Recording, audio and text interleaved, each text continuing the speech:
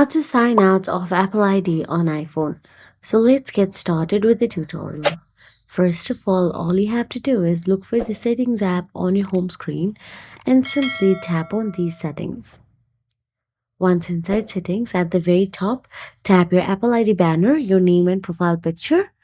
And once you tap on it, all you have to do is scroll all the way down and there you will get to see Sign Out button available.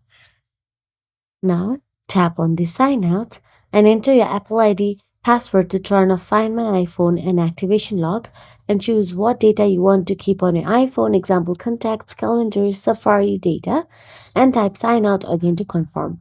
If you do not have security delay enabled on your iPhone, then you can sign out very easily. But I have my security delayed toggled on, so I need to wait for an hour in order to sign out of my Apple ID.